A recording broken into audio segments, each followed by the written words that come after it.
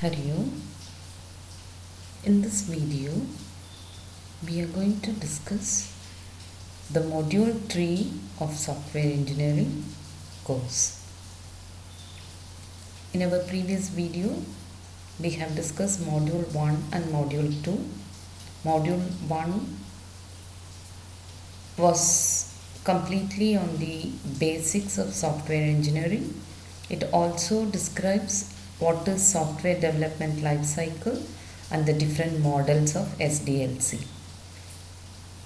In Module 2, we discussed the first phase of software development life cycle, the requirement engineering process, the different types of requirements, the different steps that are involved in requirement engineering. All those things we discussed in the Module 2. Now we enter into Module 3. These are the different topics we will be covering under Module 3. And the Module 3 is dealing with the next phase, which is software design phase. So we will talk about the different definitions, types and the objectives. What do you mean by modularity? What do you mean by function-oriented design? The strategy of design. All those things we will be discussing in Module 3. So let us get into Module 3 with what do you mean by software design. When you take software design is a more creative process than the analysis process. So in the analysis, we are just trying to understand what is the problem given. But in the design phase, it becomes more creative because we are going to create the solution for the given problem. And it is going to deal with the development of the actual mechanics for a new workable software which is proposed in the requirement phase. So, rather than saying just developing a design, we can also say the software design is a problem solving activity and mostly it is a trial and error method. So the designer with his experience along with the users, they are going to find the solution, and remember the solution must be a satisfactory solution for the given problem. Now, if you take what is design, the design is a highly, or I should say it is the most significant phase in the software development, where the designer will be planning how a software system should be produced to make it functional, reliable and reasonably easy to understand. Not only that, it should be easy to modify and maintain also. So, in the design phase, the solution must be produced in such a way that the software is going to be functional, reliable and modifiable as well as maintainable also. So in your software requirement specification, SRS, please recollect SRS is the output of requirement engineering phase. So the SRS will be giving you what the system is going to do, what the system is expected to do. But here in the design, it is going to specify how a software system works, So the output of the design phase will be a software design document. You call it as software design document, SDD. So this document will produce or will specify a solution for all the problems given and specified in the SRS document. Now if you take software design, I can define it as it is just conceptualizing the software requirements into software implementation. And it takes the user requirements as challenges and it tries to find optimum solution for the given problem. Or you can also say software design is a blueprint or a plan for a solution for the system. So these are different definitions you can give for software design.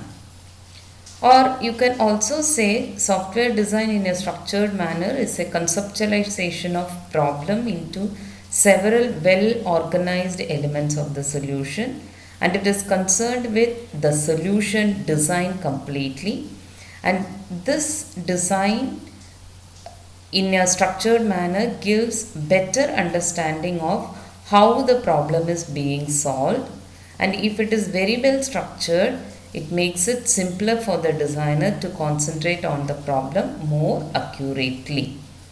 So these are some just an idea of what a software design is expected to do. And the structured design is mostly based on divide and conquer strategy. Of course, when you develop a large and complex problem, you cannot directly design for the entire problem. So what you do, you divide and conquer the problem. So a problem will be broken into smaller problems, and each small problem is individually solved until the whole problem is solved. So software design, mostly it will go for the modularization process. I call this divide and conquer as the modularization process. Now when you take design process and the design quality, it encompasses the set of principles, concepts and practices that lead to the development of high quality system or product, and the design creates a representation or model of the software, and the design model will provide details about it. Generally the model will be giving you the architecture. So I can say the software design provides details about software architecture, interfaces and components that are necessary to implement the system. And not only that, in the design phase we will also try to establish the quality. The quality will be established during the design phase, and the design will be generally the kernel of the software engineering process, and the design will set the stage, or it is the kickstart process for the construction of the software. Now when you take this design, software design, I can call this diagram as the design framework. I can call it as the design framework. So what we do in the framework is, it starts with the initial requirements. And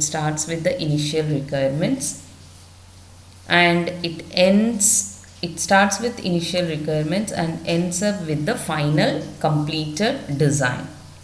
Now here the data is gathered on the user requirements, and it is analyzed accordingly, and once the analysis is completed, it will be producing a high level design. High level design will be produced or designed or prepared, and then once the high level design is prepared, it will be taken for refinement, and here it will be refined and it will be documented. Now when we are going to produce the high level design, we can also validate the design against the requirements. We also validate the design against the requirements on the regular basis.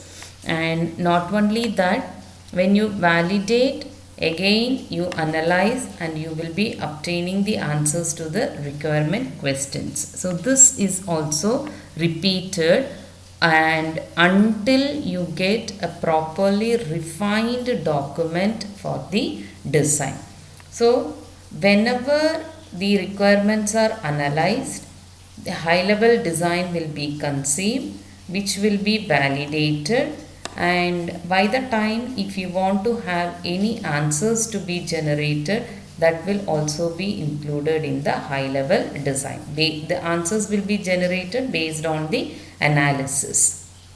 So this can be called as a framework for transforming the informal design to a detailed design.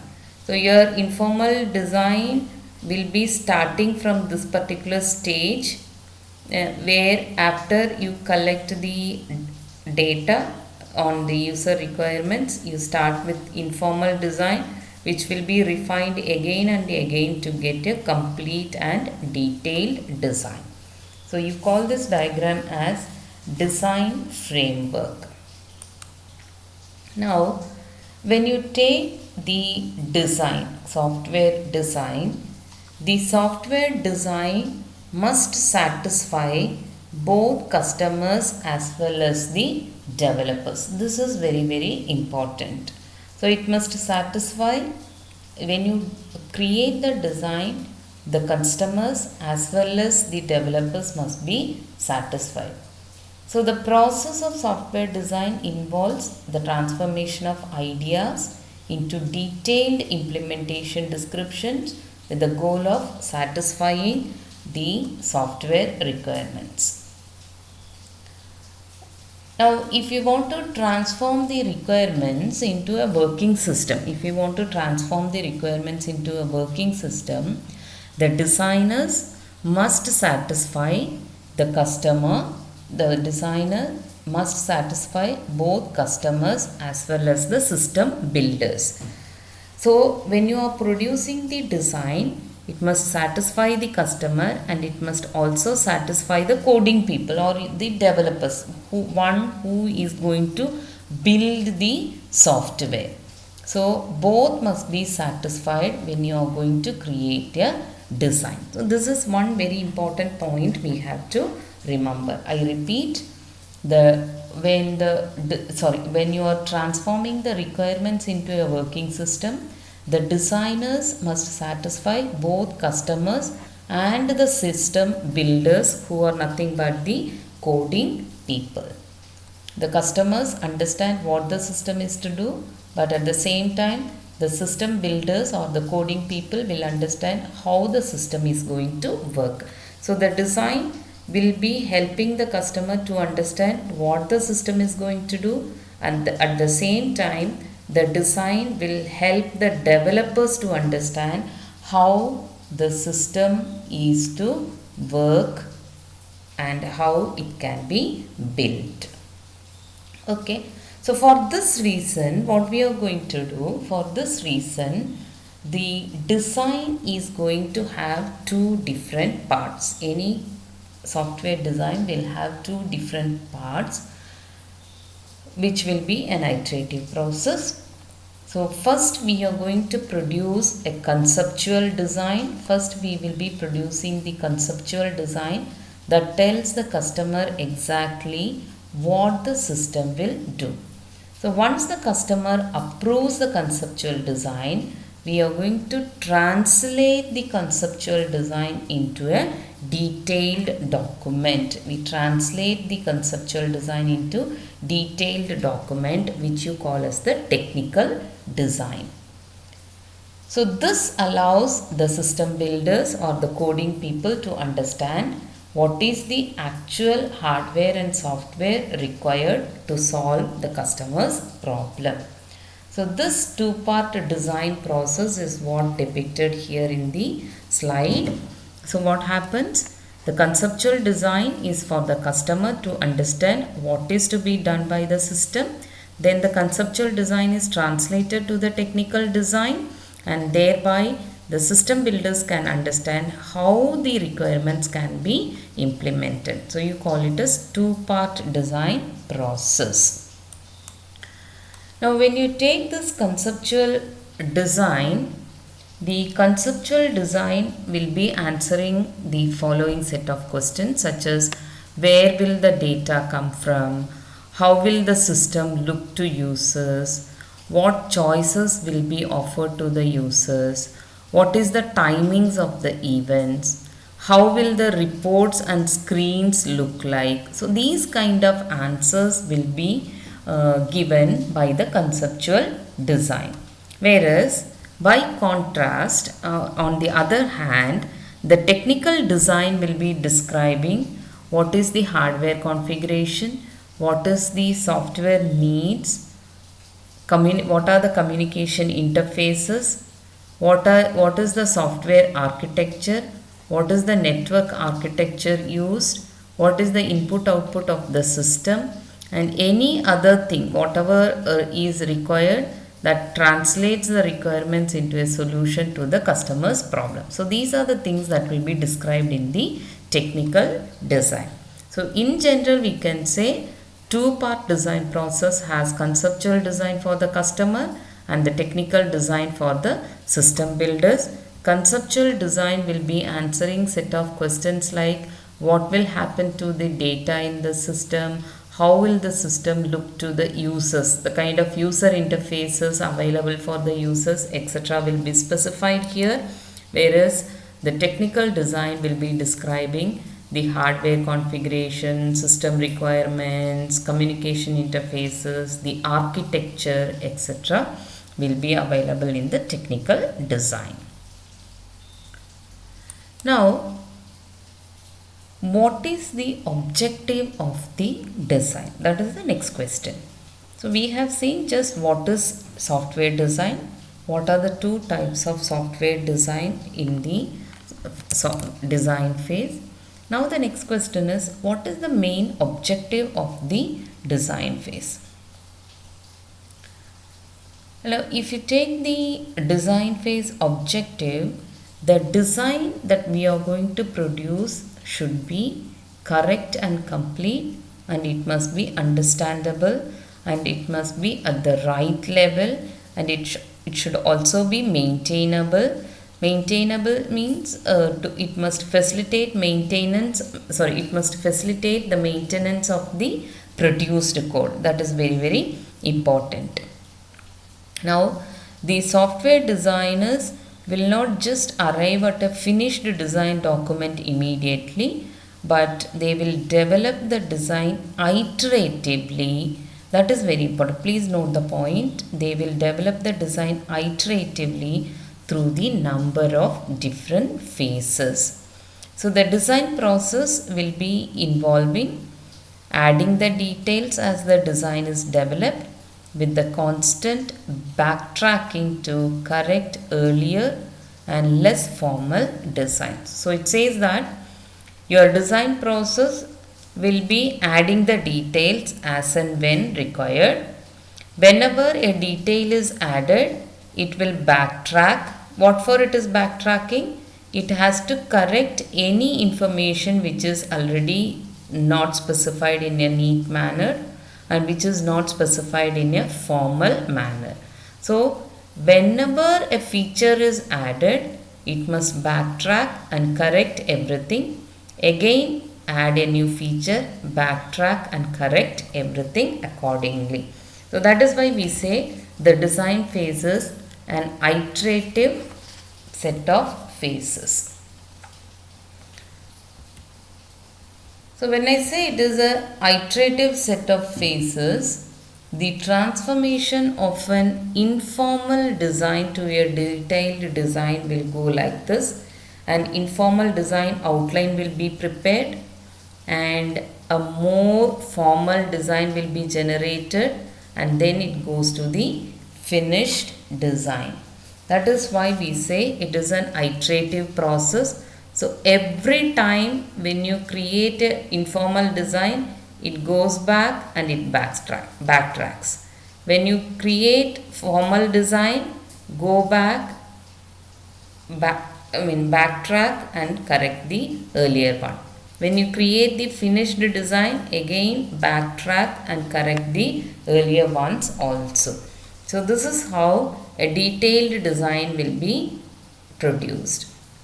Now if you see this detailed design, there are three main characteristics for the evaluation of the good design. So once you have created a design, you can observe three main characteristics in the evaluation process. What are they? The design must implement all of the explicit requirements contained in the analysis model, and it must accommodate all of the implicit requirements desired by the customer. This is very important. And The design must be readable, understandable.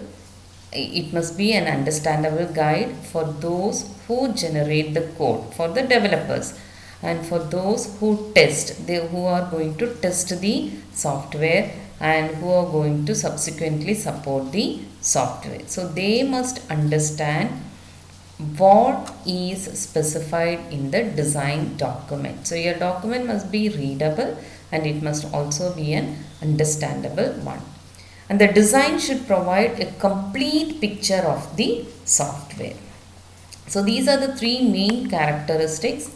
So the first characteristics, implementing all the requirements. Second one, it must be readable and understandable. And the third one, the complete architecture must be given in the software design.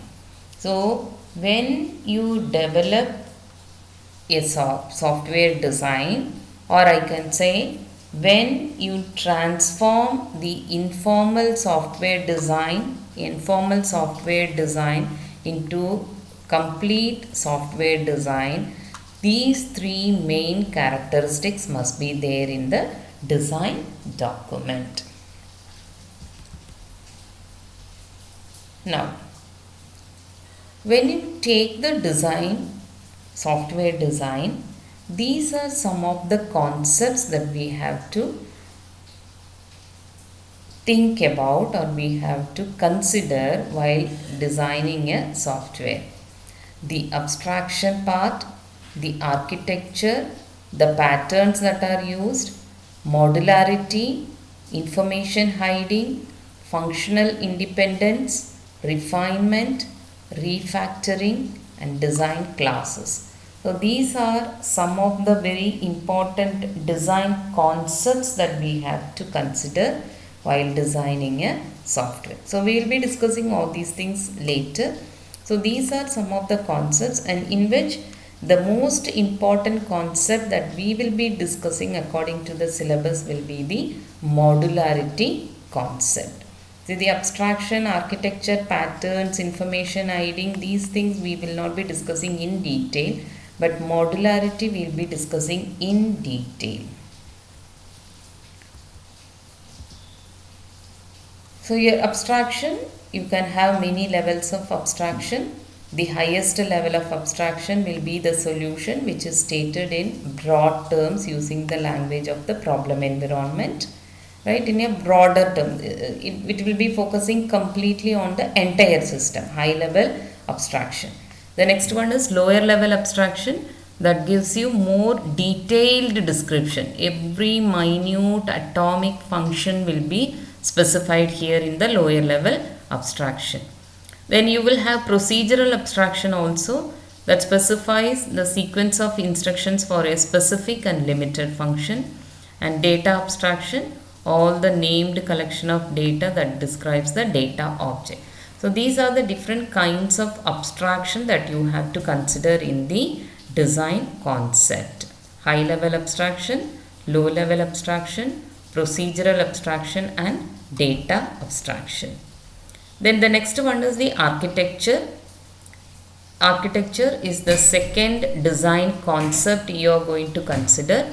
Architecture is the structure or organization of the program components. So the entire structure, how each and every program component is interconnected and how these components are going to interact with each other, and what is the structure of data used by each and every component. That is what describes the architecture of the software design. So you have very different models available for architectural design. So any of the model you can use for designing the architecture. These are the different models: structural models, framework model, dynamic model, process model, and functional model. So in the structural model, it is going to specify the organized collection of all the program components, all the components that are available in the program. Whereas framework models will identify repeatable architectural design frameworks that are encountered in similar types of applications, reusable codes like that. Then the dynamic model will represent the behavioral aspect indicating changes as a function of external events.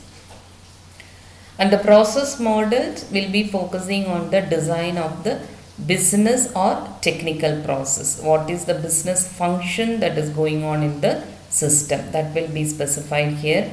And the functional models are used to represent functional hierarchy of a system. Functional hierarchy of a system. So these are the different architectural models that can be used to specify what are the different program components, how they interact with each other, and what is the structure of data used by these components. All these models can be used. Then the next one is called as patterns. The another important design concept is pattern. Now, the design pattern will describe the design structure that solves a particular problem. Say for example, if you want to have online payment, for online payment, what is the kind of structure you are going to use? If you have online application, what is the kind of design structure you are going to use for online application? So, your pattern will help a designer to determine whether the pattern is applicable to the current work, whether the pattern can be reused, whether the pattern can serve as a guide for developing a similar but functionally or structurally different pattern. For these kind of things, you can go for designing the patterns. So it is generally a specific part of your problem will be designed as a structure, and then you analyze whether the structure is applicable for the current environment, whether this pattern can be used or reused, whether this pattern will serve as a guide for developing similar functionalities, etc. Now the next very important concept that comes in the design concept is modularity. We will be discussing modularity in detail. So we will just talk about what is modularity in this video, and we will be discussing the modularity concepts in detail in the next video. The modularity is nothing but dividing and conquering strategy. You are going to just divide the entire problem into smaller problems. So divide the software into separately named and addressable components, and these components are called as modules, and it is generally based on divide and conquer strategy, and it is easier to solve a complex problem when it is broken into sub-modules. We have already discussed many times about what is modularity when we talked about programming languages. So as the number of modules increases, the cost or module decreases. As the number of modules increases, cost to integrate increases. When you increase the number of modules, the cost may be decreasing, cost per module. It is not cost completely decreasing, cost per module will be decreasing. But at the same time, cost to integrate the modules will be increasing. This is the point you have to note down when you modularize. If you modularize, cost of developing the module decreases, at the same time cost to integrate the module will be increasing, because the testing and debugging can be done more because of modularity, the testing and debugging can be done more efficiently. Then another design concept is information hiding. So information contained within a module is inaccessible to other modules who do not need such information. So this is another advantage when you do the modularization. So whatever is required for that particular module, only that information will be available.